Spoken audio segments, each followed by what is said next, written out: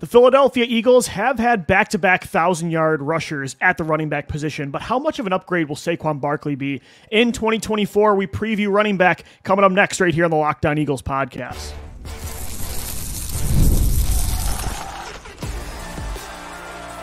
You are Locked On Eagles, your daily Philadelphia Eagles podcast, part of the Locked On Podcast Network, your team every day. Welcome on in, Eagles fans, to this Wednesday edition of the Locked On Eagles podcast. I'm one of your two hosts, Louis DiBiase, joined as always by Gino Camilleri. You can also find our work over at Bleacher Report. On today's edition of Locked On Eagles, we're going to preview running back. How good will Saquon Barkley be compared to DeAndre Swift last year, Miles Sanders in 2022? Who's going to be his primary backup? Is it going to be Kenneth Gainwell again? One of the rookies, Will Shipley, Kendall Milton? We'll get into all that and more. Thanks so much for making Locked On Eagles your first listen each and every day. And we're brought to you by Game Time. Download the Game Time app, create an account, use our code LOCKEDONNFL. You're going to get $20 off your first purchase. Terms, of course, do apply. So, Gino, we previewed quarterback yesterday. I think a much more important position than running back. The Eagles have been able to make some deep runs in the past without really a LeSean McCoy type of running back. Look back at 2017. Not to discredit LeGarrette Blount, Jay Ajayi, and Corey Clement. They were heroes, but none of them were a 1,000-yard, do-it-all, bell cow running back like a Saquon Barkley. And then things got a lot better with Miles Sanders and DeAndre Swift. They've had back-to-back 1,000-yard rushers. But Saquon, to me, takes it to a whole nother level, and it's why Howie Roseman, who normally doesn't invest top picks in running back or top contracts, said, I'm willing to take advantage of this market inefficiency and spend more than I normally do at running back because $12 million a year or whatever it was for a weapon like this is absolutely worth it. And I do think it'll take this offense to a whole nother level. Instead of paying Darnell Mooney that money, right, you're paying Saquon Barkley that money. And to look at running back, Lou, and to say that Josh Adams less than 10 years ago was the leading rusher of this for a team that won a playoff game. I mean, that's insane. And now you have arguably the best talent at the position outside of probably Christian McCaffrey in the last couple of years. The only other guy probably worth giving that contract to right now, right, Gino? I mean, and you're paying him much less than the extension that Christian McCaffrey just got. He's getting around $18 million, I believe, with that new extension. He about $6 million more, I think. Yep. So you're paying a weapon to hopefully compete for Offensive Player of the Year, Lou? Like, am I wrong to say that that could be a realistic expectation for Saquon? With how good this offensive line and Jalen Hurts can be for him in the run game, Kellen Moore utilizing him in the pass game, I wouldn't be surprised at all. Because you're realistically looking at Saquon and saying this is the best offensive line he's been behind. Easily. This is the best group of weapons that he has, and it's far and away the best quarterback that he has. And it might be the best play caller. I mean, Brian Daboll's a pretty good one for sure, like respect to him, but Kellen Moore, I think, could best utilize his skill set than he had in New York. And Gino, look at DeAndre Swift last year. Like, I thought he was pretty underwhelming and still eclipsed 1,000 yards. Like, Saquon's going to get a lot more meat off the bones. I wouldn't be surprised at all if he's a candidate for that award, which normally goes to running backs, I feel like, sometimes. When you look at what the Giants were the last couple years, it was stop Saquon Barkley, and you're going to win the football game. Look at what the Eagles did in 2022 on their path to a Super Bowl. The last two games that they played against the Giants, what did they do? Take away Saquon Barkley, and they won the football game. Well, now you add him to your arsenal, Lou. And I'm just excited for the first time that you're going to see him on a running back screen, and Cam Jurgens and Landon Dickerson are pulling for him, and they're 10 yards downfield. Yeah. And the first time he even hits contact is like 15 to 20 yards down the football field. And we were watching Wendell Smallwood leave so much meat on the bone. And even the last couple years, but without Miles Sanders and DeAndre Swift, you're looking at guys like Kenny G and Boston Scott behind them. Who are they the best players in the world? No, but they got just enough. Now you're going to get a guy that you are truly winning games because of in Saquon Barkley, getting back to that LeSean McCoy, the Brian Westbrook element, and without having to kind of throw away your entire offensive game plan to make it just about him. It's going to make everybody on offense have a easier time getting a hold of the football, because now a defense isn't just saying, okay, it's AJ, Devontae, and that's it. Right. No, we now have Saquon Barkley to worry about. We have a healthy Dallas Goedert to worry about.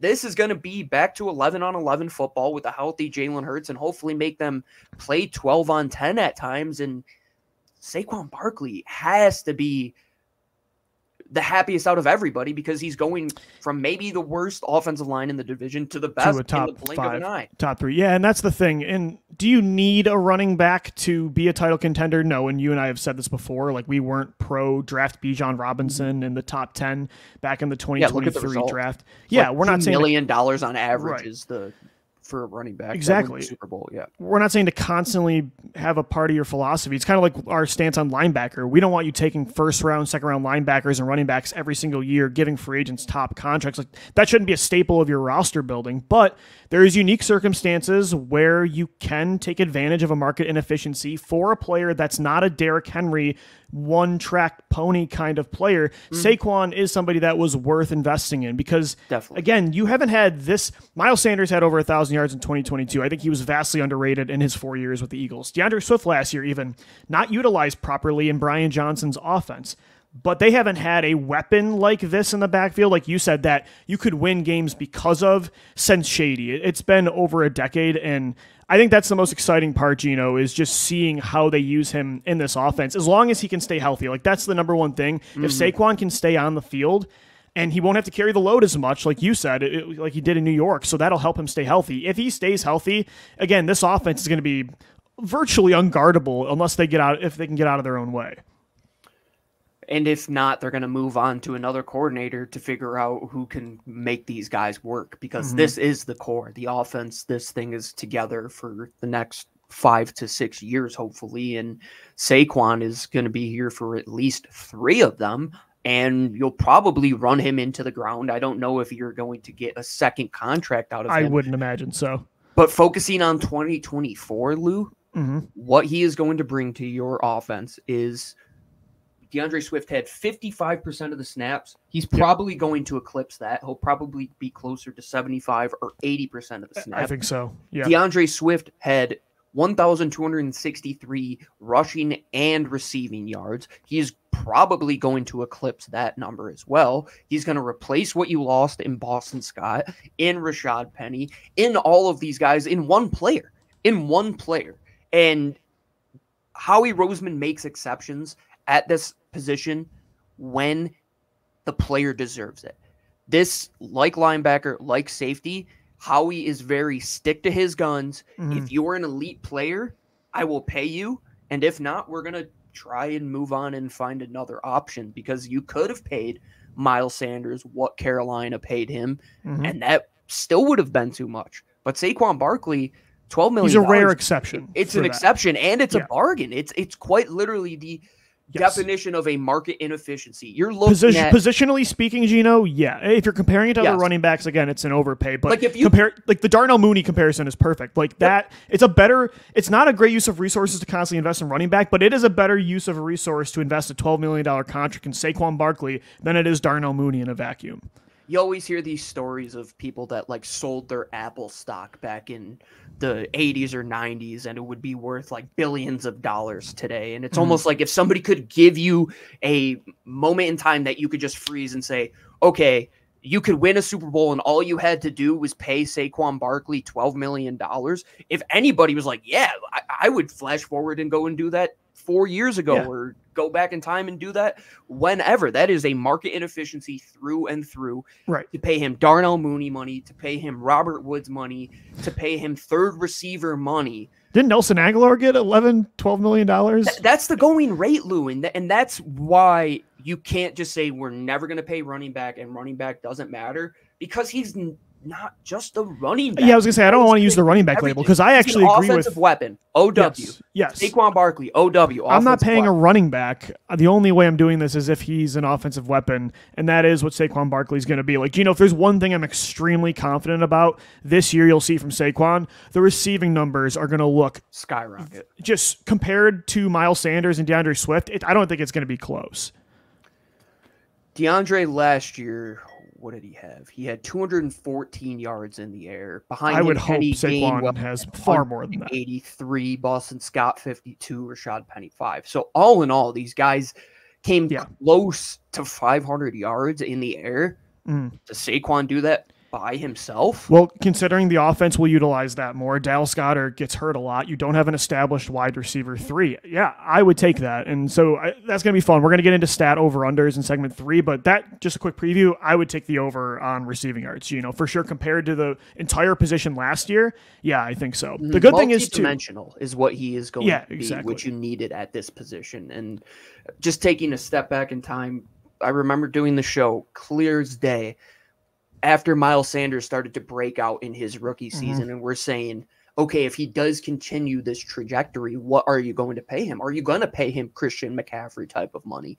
And we're now, going back to my time machine analogy, 4 years removed from them, and you paid Saquon Barkley less than what we were willing to potentially pay Miles Sanders 4 years ago. Because the entire NFL, Gino, crazy. The entire NFL decided that nobody's going to pay running backs. And that's normally when Howie says, okay, like I'm going to go now the opposite direction. Like it was slowly, for a while, teams were still investing in running back and taking Leonard Fournette in the top 5 and Christian McCaffrey and exactly. 6 years ago. I think the last few years now you're seeing like 80 to 90% of the league doing at the same thing. And that allowed Saquon Barkley to be available. Like I would say, Gino, in 2019, Saquon Barkley is not available in free agency for $12 million. No, probably not. That's not why you had that 2015. evaluation of Miles higher, because at the time, running backs were still, to a degree, getting more than this. It was the going rate, and it was kind of like the housing crisis where, like, the running back market just took off, and then the values actually just continued to deplete, and you realize that investing at running back is not a safe investment. So that's why when you make the exception, you have to look at the holistic package of what you are getting. And Saquon Barkley, you talk about generational, Lou, and how overused that title is. I think he's the one guy who, him and McCaffrey in that conversation. Yeah, and maybe Bijan, but 2 veterans are the only ones that are worth that. He's definitely label. an elite football player by every stretch of the imagination. I totally agree. I want to get into some Will Shipley, Kenneth Gainwell talk coming up next. See what this running back room looks like behind Saquon Barkley. Also, Kenall Milton, an undrafted kid from Georgia that I like. We'll get into that position as we continue our running back preview right here on the Locked On Eagles podcast. Today's episode of the Locked On Eagles podcast is brought to you by Game Time. Game Time is an authorized ticket marketplace of Major League Baseball, which makes getting tickets faster and easier. Prices on the Game Time app actually go down the closer it gets to the first pitch. With killer last-minute deals, all-in prices, views from your seat, and their lowest price guarantee, Game Time takes the guesswork out of buying MLB tickets. The Philadelphia Phillies are red hot. Get your Phillies tickets through Game Time, where you can save up to 60% buying last-minute tickets for not just sports, but concerts. It's the summer. A lot of concerts going on right now. Comedy, theater, everything and more. Again, get the best view on top of the best seat with a panoramic view on the app. So on top of the great price, you're getting a great view of the game, of that stand-up comedian, of that concert. Game Time, by the way, the lowest price guarantee. They're going to credit you 110% of the difference if you do find prices lower through another platform. So take the guesswork out of buying MLB tickets with Game Time. Download the app, create an account, use our code LOCKEDONNFL for $20 off your first purchase. Terms do apply. Again, create an account and redeem our code LOCKEDONNFL for $20 off. Download Game Time today. Last-minute tickets, lowest price guaranteed. Thanks so much for making Locked On Eagles your first listen each and every day. Guys, you watching Fox Sports or ESPN on your TV all day? Got to turn down the volume with all the shouting? We'll make the switch to Locked On Sports today, a free 24/7 sports streaming channel programmed for you every day to bring you the biggest stories without all the screaming. Locked On Sports today brings you campus analysis, opinions, and news, streaming 24/7 on YouTube or the free Amazon Fire TV channels app. We're part of the Locked On Podcast Network, your team every day. We continue to preview running back as Eagles training camp is right around the corner. Before you know it, it'll be the middle of July, and the guys will be back at the NovaCare complex. And Gino, for running back, it's all about Saquon Barkley this year. Like, you don't bring in a guy like that and zig when you normally zag and pay the guy double-digit millions every single year for a 3-year contract. Howie hasn't given up one of those deals since LeSean McCoy because Chip Kelly paid DeMarco Murray in 2015. So it's been a decade since how he's done this. So Saquon's going to be a bell cow, more so than even Miles Sanders was, more so than DeAndre Swift was, who both played over 50% of the snaps the last 2 seasons. But I also think that's justified because when you look at who's behind him, I like the versatility of a Will Shipley, who they brought in from Clemson. I think Kenneth Gainwell in this kind of role, it's better fitted for him than what he was with Miles and with DeAndre. So overall, it's an interesting room. I will say I really need Saquon Barkley to stay healthy because I don't know if any of the 3 guys you have behind him could be like a prototypical RB1 that can, carry a big workload. I like, again, the creativity you can use with these players behind him. But if he were to get hurt, I don't feel great about that room.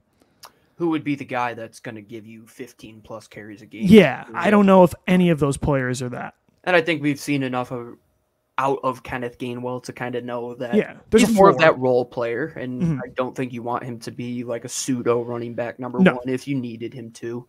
But at the same time, I will say all of those things that we were kind of talking about at the running back position over the last couple of years, saying, how do you get the best out of Kenneth Gainwell? And we were talking about, what if you can move him around and play him in the slot a little bit more? Yeah, which he did at Memphis in college, at least. Brian Johnson just didn't do that last year. Will Kellen Moore do that?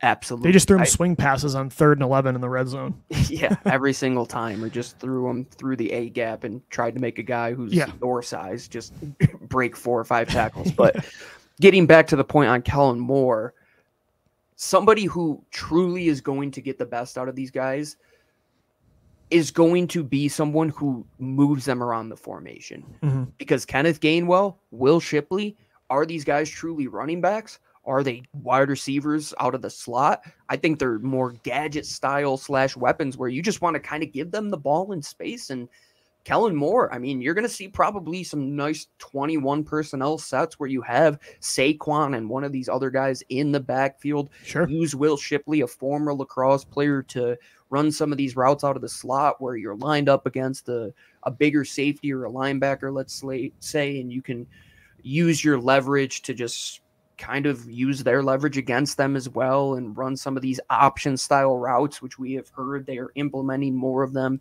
into this offense with Kellen Moore, and just use their versatility. Don't keep them in a box. I think the worst thing you could do for those 2 guys, and potentially Kenall Milton as well, is to just keep them at running back. Utilize them as weapons. This modern NFL, you have to utilize these guys in multifaceted manners. And Kenny G, get him back to what he did really well at Memphis. Will Shipley, that's what he did at Clemson. Yeah, he did carry it out of the backfield, but what did he do a lot of the times as well? It's catching the football in space and utilizing his skill set, what he does best, his vision, his ability to work in short spaces and make guys miss in the open field. And Kellen Moore, motion, motion, motion. Get these guys the ball easily in space, make the job easier for Jalen Hurts, and make it easier for these young guys to get their feet wet in this offense. I think there's going to be a lot of plays this year, Gino, where we see a running back. There's just going to be moments where you're like, that was really cool, where you see them in the backfield and they suddenly in motion go into the slot, and then suddenly Devontae Smith rolls back into the backfield. I'm really excited. I don't think it's a coincidence that this year of all years is when Howie invested a big contract in Saquon Barkley. He did draft Will Shipley, brought in Kenall Milton, has Kenneth Gainwell in this skill set. I think Kellen Moore came in with a plan, and I think it's going to have a lot to do with using these guys in creative ways. Like he's done it, right? I mean, you look at what he did in Dallas and in LA. I think you can see on the tape, he's not going to just use Kenneth Gainwell the way that Brian Johnson did. So I'm really excited about that. And it's going to only help Dallas Goedert, Devontae Smith, A.J. Brown get open even more. I look at players like Tony Pollard. Exactly. Pollard look in that Kellen Moore offense at times when he was just able to, another Memphis running back, somebody who can utilize his short area quickness, his closing speed in the long. Yeah, they know how to catch the football out of the slot. They know how to run motion out of the backfield. You just can't keep them stagnant. And that's where they kind of just shot themselves in the foot the last couple of years at running back, is these guys were so one-dimensional. Miles Sanders' downfall started when he became a one-dimensional running back. Which was so weird because he was so good as a receiver his rookie year. And a lot of that, I believe, has to do with the offensive coordinators as well. Sure. And Shane Steichen kind of puzzles me why he didn't use Miles Sanders more in that element. A lot of it has to do Miles couldn't catch the football. I was going to say he had some drop issues after 2019, so some of it was just he wasn't as reliable as he was year There one. should be no questions when it comes to trust between play caller and the backs. And the 3 running backs that you have right now, like Saquon, Shipley, Gainwell, drops I don't think is going to be an issue. Even Kenny G, like Jalen Hurts has relied on him a lot in the receiving game. When you look at like the 2-minute drill over the last 3 years, like that's been something that Jalen and Gainwell have good rapport on. Well, what also is going to make them better, Lou, is that Kenny G, who is probably your best pass protector as a running back, hence why he was in there in those situations.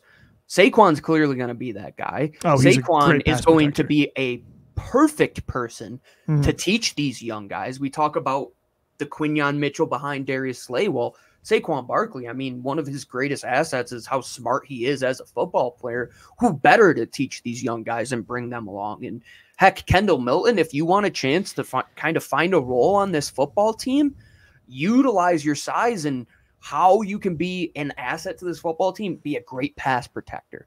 Be somebody that, hey, Kenny Gainwell and Will Shipley aren't going to be the bell cow type of guys to just run it in the A and B gaps. Maybe Kenall Milton, if Saquon Barkley is out, could be that 4th guy that you elevate him from the practice squad. I was going to say, I hope they can keep him there. His body profile and his makeup is completely different from Kenny G and Will Shipley, which I think gives him a kind of a foot in the right direction, which Trey Sermon, if he was on this roster, probably would be that guy. That's why people were intrigued with Trey Sermon, I think the last few years, because like Kendall Milton, his body type is a lot different than Kenneth Gainwell and Boston Scott. So I think it's kind of the same thing. I like Milton a lot. I don't think they can conceivably keep 4 running backs on the 53, but like you said, if they can keep him on the practice squad with the way the new rules are, he can kind of be your like first call up at this position. So I'd like that idea a lot. And how many Milton games is going to does turn some heads, I Saquon think. usually miss? It's not like long stretches. It's usually probably like 4 to 6 games. And let's say in a good year, he's out for 3 games. Could Kendall Milton be elevated for 3 games to help you in that rotation as well? Absolutely. But remember, Gino, too, they have Tyrion Davis-Price, a former 3rd-round pick, who they also signed this offseason to compete, too. So there you go. And how much more will A.J. Brown get the ball in the backfield and Devontae Smith in situations and just the creativity element of Kellen Moore, how he's going to just get away from, okay, a running back has to have X amount of touches. I think it's going to be how many touches can we get out of the backfield as a whole in the most effective and efficient manner, which is a step in the right direction, because how many times were we saying, can we just get the ball in space and let these guys work? Right. Now you have those guys that can do it. And even Will Shipley, you should feel confident to do that. And Kendall Milton, we'll see. He did it at a high level at Georgia. Who's to say he can't do it behind a very good offensive line? Because if Wendell Smallwood and Josh Adams could do what they did, I'm fairly confident anybody could tote the rock in Philadelphia. That's a fair point. We're going to get into some running back stat over-unders. Will Saquon Barkley eclipse a lot of what DeAndre Swift did last year? We'll get into it as we wrap up this Wednesday edition of Locked On Eagles.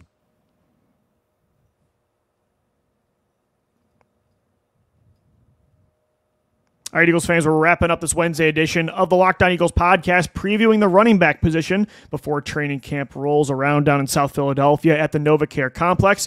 Going to finish things up as we did yesterday with some stat over-unders. And, Gino, we started to get into it already in segment 1 with receiving numbers for Saquon Barkley compared to DeAndre Swift. And that's where I'll start. You look at Swift last year, he had, how many yards here? So 214, and as you mentioned, between him, Boston Scott, and Kenneth Gainwell, they didn't even get to 500. I would take Saquon, versus the entire room last year to eclipse the numbers they had. 750 in the air, I think, is probably a good over. Sign me up. Him. And what is that going to take per game? 60 receiving yards a game, a little more than that maybe, and I think if he's a 12-yard per reception type of touch guy, which I realistically think he could be, the way that you're going to use him on screens and just getting him the ball in space, he should eclipse that room and then some in that regard. And I think getting him the ball in the air might be a way to kind of alleviate that burden of him getting 25 to 30 touches on the ground, which will probably keep him a little bit healthier, if we're being honest. This is a guy that in a season has had 91 receptions and over 700 yards. There you go. So he had a year where he had 52 catches, 57, 2 years where he had 41. And I think, Gino, you look at some of those years, he only had like 438 yards, 338, but I think that a lot of that was a lack of creativity in the offense, a bad offensive line. I think you're going to get a lot more meat off the bones with him in that way too this year. Like I think you're going to see I wouldn't even be surprised if you see some deep wheel routes like along the sidelines, getting him involved in the deep game. So I would take the over on 500. I would say around like 600 is where, and depending on Goddard's health, like you said, 700 I think is very feasible as that wide receiver 3 essentially is what he could be depending on Goddard's health. Yeah, that's what we were talking about when we were saying, what is that role player going to come in and have to produce in this offense? And we're saying anywhere from 600 to 800 yards in the air. And as a pseudo 4th pass catcher, potential wide receiver 3, slot back 1A, 1B, it's a realistic thing that could happen in this offense. And like you said, better offensive line, I believe a more creative play caller that will allow him to win these matchups, like you said, on a wheel route. If you see that they're in a bigger base set and the guy covering Saquon is a linebacker, we're alerting that all day long to a wheel route, Lou. We're saying, all right, beat this guy to the edge. We're putting the ball in space, and this thing should be for 6. So DeAndre Swift last year had 39 receptions. Saquon with New York at 41. Of course, he had some injuries. I would hammer the over on that, Gino. I think what's like a realistic floor for him for catches? 50. 50? Yeah, I agree. Without a doubt. I mean, you look at it last year. DeAndre Swift had 49 targets, 39 receptions. Kenny G had 37 targets with 30 receptions. So right there, that's 69 in total. I believe he's going to have probably north of I would say probably 65 is a safe number if you're looking at the combination between the top 2 guys when it came to receiving. I was going to say, if you combine Gainwell and Shipley, Gino, I think they'll crush those numbers. Oh, the whole unit as a whole? Yeah. I think Kellen Moore... Because I think Shipley will be more involved... That area more. Yeah, I think Shipley will be more involved as RB3 than Boston Scott was last year, most likely. Fair. So rushing-wise, DeAndre Swift just barely got over 1,000 yards. He had 1049. I would take the over on that, too. I would say 1263, the passing and receiving total for DeAndre Swift, is probably a good yardage total for Saquon on the ground. I think 1250 would be smart, 750 in the air, and get him to around 2,000 yards. You don't want him to be a 1,800-yard rusher because you're doing a bad job of utilizing him. And load management is a real thing for running backs. It's the one position where it truly does elongate or depreciate their tenure in the NFL. I did not realize DeAndre Swift had 5 touchdowns last year rushing. I feel like normally he would fall short, like right at the 1 yard line, and Jalen Hurts would pound it in. He also had a receiving touchdown, so 6 on the year total. I think Saquon will have more than 6 touchdowns this year. I think he'll have more than 1 receiving touchdown, right? So if he gets the one thing that like just popped into my head, how many of these touchdowns and yards is he going to take away from Jalen Hurts too? Yeah, no, it's a good point. I think he'll take away more than Swift and Sanders did. 12 touchdowns? Yeah, because how many times last year, Gino, it felt like Swift just like got down to the 3 or 2. Like Saquon's going to finish those plays. And I want to get the ball out of Jalen Hurts' hands as well. Like let Saquon Barkley take the ball at the 1, if we're being honest. There's one guy that can squat more than him on this team. Right. Just give him the ball. Do the tush push with Saquon. You could do that. You could put him under center. Just reverse the format. Yeah, have Jalen push him. Don't even put a quarterback out there. Take Jalen Hurts off the field, put Saquon Barkley under. What are we waiting for? I can't wait for this play to happen. I think that could be a realistic thing. Have Shipley and Gainwell behind him, push him right up the middle. We'll see what happens. But running back, Gino, I think this year it's exciting. I think last year we were pretty pumped up when they traded for DeAndre Swift on day 3, but we were still like in this bargain kind of mentality of even Rashad Penny we thought might be something if he can get back to who he was in Seattle. And, I think it's a lot more exciting this year with like Saquon Barkley is a legit superstar at this position. I think this offense was already unguardable from a personnel standpoint, but this really does take it to another level. Look at the early 2000s, man. Brian Westbrook truly was the guy in Philadelphia. Like, did they have a star at the wide receiver position outside of Terrell Owens? No. But what did Brian Westbrook do for this team, man? He was a two-dimensional, can catch the ball, run the ball, pass protector. a very similar build, stocky type of back, somebody that can handle that burden. LeSean McCoy, a little different makeup, but somebody who was a superstar by every measure of the word. They get one of these guys once a decade, it feels, Lou. Pretty much. They got him again, my friend. Yeah, it's going to be exciting to watch Saquon Barkley in 2024. We'll move forward to the receiver position tomorrow as we continue our training camp positional previews right here on the Locked On Eagles podcast. Thanks so much for making us your first listen each and every day. For Gino Camilleri, I'm Lou DiBiase signing off. As always, thanks so much for downloading, watching, and listening, and let's go Birds. Fly, Eagles, fly.